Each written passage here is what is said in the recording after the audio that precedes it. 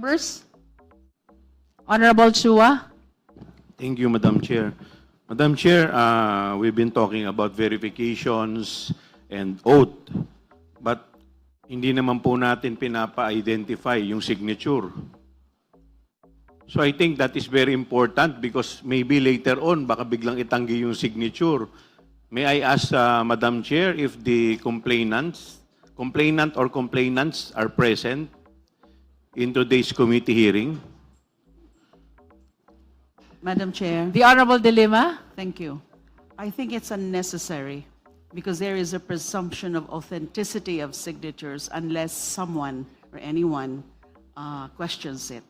Then it becomes an issue, that would necessitate He is asking questioning na. the affiant or the signatory to confirm or not his or her signature. So that is unnecessary. And Honorable Chua? Yes, but I think that is very important. Why? Because we are talking here of the sufficiency in form. And one of the very important in the form is the signature itself. Otherwise, baka later on biglang itanggi, paano po yun? And in fact, there are several instances na sinasabi, hindi kanila yung signature. So, have we also invited the notary public? Hindi rin naman, wala rin naman po dito yung notary public para mag-verify na humarap po sa kanya talaga yung tao. So, if we are talking here of sufficiency in form, hindi po ba ito mahalagang tanong din? But of course, I will submit to the wisdom of the body. The Honorable Suntay? yes, Madam Chair, I think that would be simply answer the complainant who also endorsed the verified complaint for impeachment of present. And they actually sponsored it. So, the authenticity of the signature is easily verified by just asking them. And because they're present, I believe that they're affirming that it's their signature. While we recognize the point of the Honorable Chua, let it be known that only the members and the endorsers were invited in today's hearing. As mentioned earlier by the Honorable De Lima, the determination of form and substance are preliminary. The hearing proper will be happening on the later part of our proceeding after we have concluded on the determination of form and substance. No?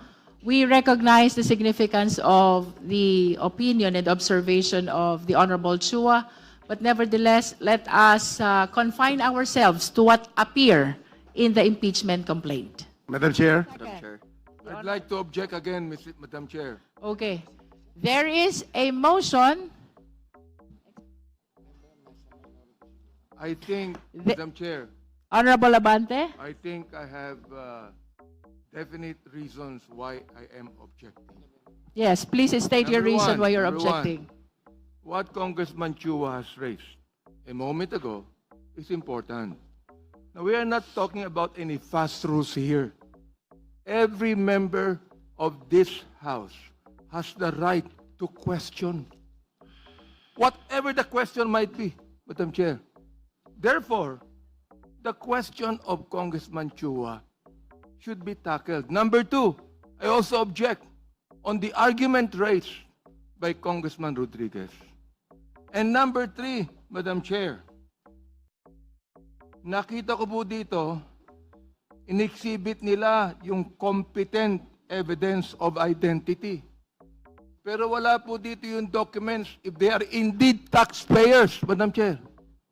Sapagkat nakalagay sa endorsement, they should be taxpayers. Therefore, I question if all of these 36 complainants are actually taxpayers. Kung taxpayers yan, dapat mag-submit ng document yan dito na sila ay taxpayers. If indeed wala, therefore, insufficient ang form na pinapaliwanag dito. And therefore, Madam Chair, I object. We are noting the explanation of the Honorable Abante with regards to his objection. Nonetheless, we shall be proceeding to vote on the sufficiency in form of Masa et al. Complaint. There is a motion to declare Masa et al. Complaint Point of order, sufficient Madam and Chair. form. Point of order. The Excuse me. same has been objected to.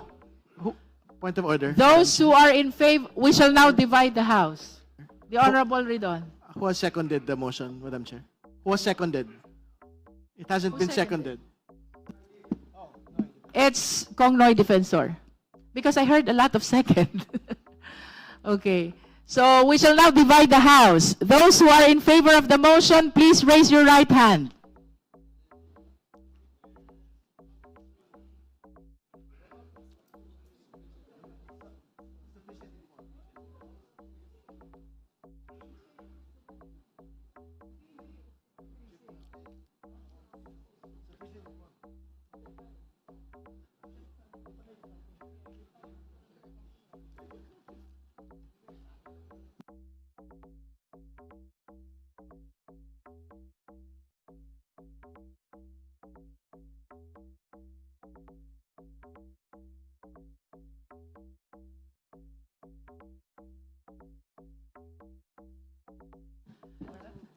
Those who are not in favor of the motion, please raise your right hand. Kong Tinyo.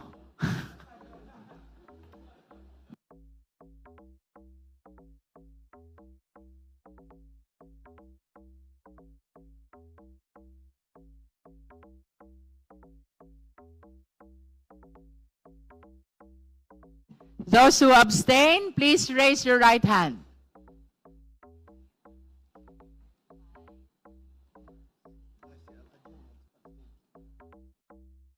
Comsec, the vote, please.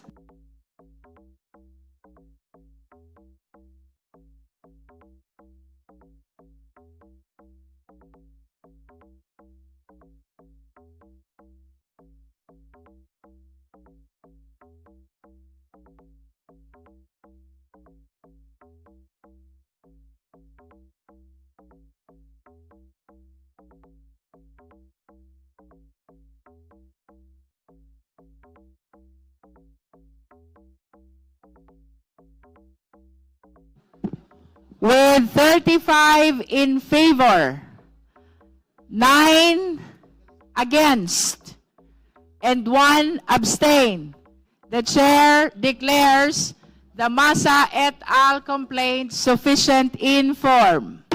Madam Chair, The Honorable Abante. it is very clear that there is insufficiency in form. Very clear po yan.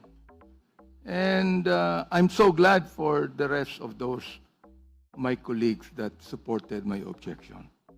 And therefore, realizing that this is actually an exercise in futility and a waste of the people's money, I therefore would like to walk out of this hearing right now.